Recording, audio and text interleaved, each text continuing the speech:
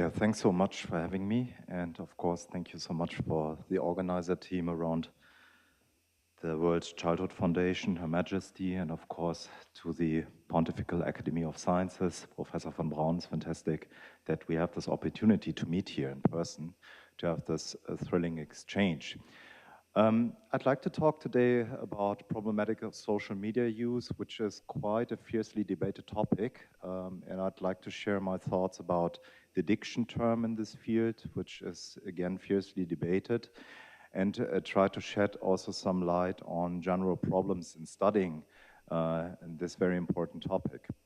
So where are we in the field? So what you see here is a new report by the World Health Organization, which bases on really a large data set, namely more than 280,000 young people were investigated here, aged 11, 13, and 15, and they have been investigated in the context of so-called problematic social media use. What is this in this context? The researchers here investigated so-called addictive behaviors towards the platforms. And they came up with numbers, as you can see, that roughly 1 in 10 persons reported addictive behaviors, which means to fulfill a certain number of symptoms which have been borrowed from addiction to describe this behavior. This term is insofar debated because we don't have an official diagnosis at the moment called social media addiction. If you take a look at the manuals, for example, also by the World Health Organization, the ICD-11, we don't have this term, but if we think about problematic behavior, we clearly not only speak of addictive behaviors, but also other problems which can arise and which need to be taken into account to understand if we need to regulate these platforms stronger. Perhaps you have heard in the worldwide news in the last weeks that there was another error which happened on the platforms where the feeds were flooded with gruesome content. And of course, also young minds were gotten in contact here with non-age appropriate content. So these are things which clearly need also to be considered if we want to safeguard these platforms. So we have here a meeting on artificial intelligence, and of course one might wonder, you're all very well educated, what has this to do with artificial intelligence? I think we had this discussion here today. We really have to define what we are talking about, because AI is a very blurry term in the end. There is an interesting metaphor saying AI is a new form of electricity, because it's such a basic technology which can be built in a lot of different products and will exert very different effects. So where is AI operating on social media platforms? And perhaps the most critical area where AI plays a role is in the personalization process, which on the one hand is good because you're getting presented with things you're interested in on the platforms. On the other hand, we have the political discussions about filter bubbles arising, but clearly this is also a design element which prolongs online time, because the industry does not want the users to be bored on the platforms. You should be presented with stuff you like. And the industry tested here this platform design with so-called A/B testing, namely rolling out new design features and then measuring the engagement with the platform and also the time spent on the platform, which then results in more data which can be exploited to understand the users. We speak of the social media often, but the products differ, of course, in their architecture, although the surveillance capitalistic motivation behind it is the same. But we did here some studies assessing addictive behaviors to the different platforms, and although this is not representative data, we just want to make a single point here, that different platforms with different platform design can also exert a different pull on the users in making certain platforms more interesting than others. AI will, of course, also play an important role beyond the recommendation engines and the personalization of these platforms. And we are speaking here of AI modalities, which are important in the future. And you might have heard that, for example, we have someone from Snapchat here, that we have also now AI companions, My AI, built in social media products. So these products will be enhanced by additional AI features already now, and of course even more in the future. And I think the level of immersion and engagement we will see in the future, which might result in addictive-like behaviors, dependence or over-reliance on this technology, will be both shaped by regulators on the one hand, but clearly also by psychological vulnerability factors. And this all has to be seen in concert to understand the general digital well-being complex. Again, a very blurry concept, which I'll discuss in a second. So, is it actually good to describe excessive social media use with addictive behaviors? That's quite a fiercely led discussion in the field. And at the moment, if you take a look at the ICD-11, which is the manual where you see also the mental disorders included, we have two official diagnoses which are at the moment recognized. That's a gaming disorder and gambling disorder, which you see on the right, which in particular gaming disorder has been included in 2019 or ratified as a bona fide disorder. And regarding overuse of social media, it is a debate which is again led at the moment among academics worldwide. And let's revisit shortly the gaming disorder diagnosis, because at the moment it is discussed if we can use this as a blueprint to also understand problematic social media use in terms of an addiction framework. So if you want to come up with a diagnosis of gaming disorder, you have to observe here these so-called 3+1 criteria. So one of these symptoms would not be sufficient. You should see loss of control. So for example, the users try to reduce their gaming behavior, but they're not capable to do it anymore. Then we see a preoccupation that gaming is the center of everything in everyday life, and all other relevant aspects of everyday life are more in the background in the meanwhile. Perhaps one of the criteria we need more to discuss, because we don't want to over-pathologize everyday life. And the problem is here what to do with esports or influencers who make a living out of it. So that's always something we have to take into account, because we don't want to speak too easily of something grave as addiction in the field. We really have to see that if we come up with these diagnoses, again, that we don't over-pathologize everyday life behavior and talk about addiction for millions of users when they actually don't have a problem. Then we have a third criterion, which is really important, that you keep on with the gaming despite problems. So we think of someone who stays up late at night and misses in the morning the exam due to sleeping over. And what is he or she learning from it? Nothing. They keep on with the behavior. So that would be the third criterion, which need to be included. And I think the World Health Organization did something very clever with the functional impairment criterion. I mean, in addition to these three symptoms, you need to observe functional impairments. And perhaps that's the most critical aspect, at least from my perspective. What does the WHO mean here? They say the behavior must be so grave that it results really in bad things in your life, a romantic breakup, or you're really having really problems with your education and so forth. So we don't want to use these diagnoses lightheartedly. What you see on the right bottom side is that we assessed a large number of gamers who fulfilled all these criteria. At least we self-report that in particular functional impairments can be observed in the area of school or in a job. So it's more the professional area which suffers here. So the big question, of course, is can we transfer the scheme now to the overuse of social media? And as I said, this debate has not been settled at the moment. And before we come up with such a diagnosis, and a lot of people always ask, why don't we have a diagnosis of social media addiction yet? You have gaming disorder, why don't we have something called like, yeah, I know the term's not so nice, but we call it social networks use disorder at the moment, which is the term which is discussed. There is an interesting paper by my colleague Matthias Brandt and other colleagues who discussed, well, before we come up with a diagnosis, we have to go through a checklist. We have to ensure, on the one hand, that the phenotype at relevance is really clinical relevant. So in other words, if you go to clinics and take a look at patients, are there people who actually report coming up and saying, I'm addicted to social media and I have huge problems there? For a long time, it was mainly gaming, which played an important role in the clinics, particularly in Germany, where I have a bit of an overview.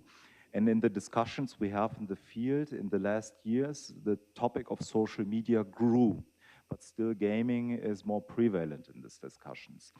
Then we have a second area, the theoretical embedding.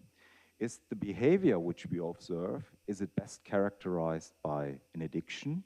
Or is it perhaps compulsive behavior, or is it something utterly different, or is it not pathological at all? So we need to be really sure here. And then we need the empirical evidence. The empirical evidence from different areas is growing, but the SAD, for example, although the language in this field is strongly medically tainted, so we speak of addiction, brain hacks, dopamine triggers, and so forth, if you take a look at the literature and take a look at MRI studies, for example, who investigate really directly associations between the brain and social media use and so forth, the evidence is really scant. And in particular, if we talk about the study of the young brain, we have a few very good studies from the US by the Sherman Lab who investigated the like mechanisms of the brain in adolescence. They're really great works supporting the idea of this reinforcement behavior and habit formation of this design element. So this evidence is there. We also have one or two interesting studies investigating younger people with MRI, but showing that from the brain patterns that the study participants seem to get when they use social media in a more intensive way, a bit more responsive to social rewards and social punishments. But this can be interpreted if this is a good or bad thing, but that's it. And we have beyond this no really good longitudinal studies, which we really need to understand also if there are brain changes or changes in functionality. And this is clearly evidence we need to better understand how the brain responds to this technology. If we move to the smartphone, which is, I'm not a fan of the term smartphone addiction because an alcoholic is not addicted to the bottle. We have to, of course, study the content which drives the behavior. But the phone is often used, of course, use social media. It looks like we have a couple of studies, but many of these studies are really underpowered and cannot be easily compared. And it's really hard to come up here with a sound language because what is correlated here is usually self-reported smartphone addiction measures, which are in parts questionable. And the second problem is we have here in the field that, for example, we don't have digital footprints, no objective phone behavior, which would be a very important increment to study this kind of behavior. I talked a lot about addiction so far, and because a lot of people in the field speak of addictive behaviors when they label it with problematic behavior in the field. But of course, problematic behavior can mean a lot of things when we talk about social media. So you will not be surprised to see that the discussions are larger than that. We have the topic of cyberbullying, which is large. We have the problem of body dissatisfaction, eating disorders, which is linked to social media use, in particular in females. We have the topic of loss of privacy, social upward comparisons, loss of time for relevant psychodevelopmental tasks due to surveillance capitalism or attention economy. So these are all topics which are discussed in this field and which need to be taken into account to discuss these age barriers. And you probably have heard that Australia came up with the idea to regulate the platforms until the year of 16. I'm not such a fan of this idea because from my perspective, we don't have the empirical evidence for this. On the other hand, I mean, we somehow want to also ensure that young minds can digitally participate in this world. I think that's also important to consider.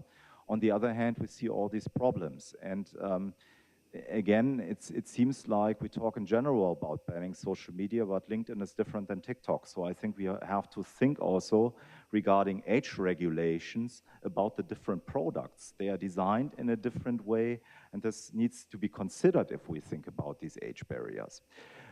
In Germany, we have many of these platforms which can be used with the age of 13. And you might ask yourself, is this the right age barrier? And I'm not so sure, but let's reflect on how it all became. As far as I know, this 13 years barrier goes back to a time where we didn't have social media. So it goes back to the Children's Online Privacy Protection Act, where the American government thought about protecting the privacy of children. And I think they just came up with the idea, well, when does childhood end? Maybe 13, okay, let's come up, well, let's take a number. But this is not based on solid evidence here. That's a bit the problem. And of course, the development of children is also, we see differential aspects, and they're developing also a bit differently. So that's also part of the problems we have here in finding the right ages. Nevertheless, in our expert team here on this paper, we said what we definitely need for the age of 13 at the moment, better age verification checks. I think of something using a passport from both the children and the caretakers together, so that at least we can ensure that not 10-year old are on TikTok at the moment. But I just want to highlight that these discussions are highly complicated, and these things which you hear about Australia, I think, need to be more deeply reflected. What's also true, we need a more person-centered approach to understand the digital well-being complex, because we want to avoid moral panic. You probably heard about the book of Jonathan Haidt last year, The Anxious Generation, and it came up with this idea that the mental health crisis in the US in the young minds goes back to underprotection in the online world and overprotection in the offline world. I'm not saying that everything is wrong in this book. I'm just saying that it's more complex than that. And what you see here is, for example, we did a study where we just correlated addictive use of different platforms with life satisfaction, which would probably fall in this digital well-being complex. And you see nearly zero associations, in line also with the meta-analyses. And so we have to take this into account when we discuss the screen time debates, that we have to also focus on what is done actually behind the screens. Also what Emily wrote in her book. So what are you doing actually on these platforms matters. And we came up with this very simple scheme. It's also more complex than that, but just to raise some questions, we have to take into account who are the users. Of course, we see the younger the users are, the more addictive tendencies are reported, but we know the personality structure is important, usage motives are important, and it's also important to ask, are you more a passive user? So you get into a social comparison process, you see the beautiful lives of others, and then you feel bad, or are you actively engaging with your community? I know some people use active and passive active ways, these platforms, but just highlights a bit, we need also more to take a person-centered approach to understand these complex questions. And finally, we have to think about to get regulation right. I think that regulation is important, but it must be done in the right way. And what we have seen last year is that we have the DSA in Europe. And first of all, I think it's important that they say we have to protect the rights, in particular the rights of minors on the platforms. And the EU Commission said something correctly, namely that they want to ensure that academics are provided with access to data to the platforms, because what many of you might not know is that we really have problems in studying behaviors on these platforms as the applications programming interfaces are closed. So we can do a lot of questionnaire research, but we cannot actually study the behavior on the platforms easily. So we need to be granted access to study the behavior, to get an additional data layer. That's really important, and the study must be funded. I mean, everyone is crying out always, I need more money, but I think we have here some examples, for example, from the tobacco industry. If there will be fines in the future to be paid to the European Union, I would be happy to see that part of the money is going to a fund where academics can apply and do quickly their research. I think that's really important. And we need to also ensure that the legal text is clear. So what I present here is very shortly one article of the Artificial Intelligence Act, the paragraph 5.1a. And what you see is here that this article prohibits the placing on the market, the putting into service, or the use of an AI system that deploys subliminal techniques beyond a person's consciousness etc. So here, a lot of legally undefined terms. It's very hard to really say with this text, at least from my perspective, I'm a psychologist, not a legal person, but I teamed up here with a legal expert to really ensure this or enforce this. So I think this is really something which we also need to take into our thoughts. And I come to an end. I think in general, social media is an interesting idea. I think personally, as long as industry is earning money with prolonging online time, we will not see healthy platforms. So we really need to rethink social media and think about new ways to finance these platforms, also to create them and to make them safer for young minds. So I'm summing up. Problematic social media use often investigated with an addiction framework, but social networks use disorder is not an official diagnosis at the moment, and neurobiological evidence is surprisingly scant. The addiction framework is not the only way to study adverse effects of social media use, but there are plenty of other problems which I shortly discussed: cyberbullying, body dissatisfaction, contact with non-age appropriate content, the business model aiming at prolongation of online time, etc. We need a person-centered approach to understand the social media well-being complex. We need better age verification checks. I think that's really important, but also a nuanced view regarding age barriers beyond that what has been proposed in Australia, but that's my personal opinion. And regulation is really important, but I think the legal texts need to be well understandable and defined, and at the same time, important should not stifle innovation in the EU. We want innovation, and we perhaps also want to create here AI products with our values. It's very important, and we need to get, as independent academics, access to relevant data. Thank you so much.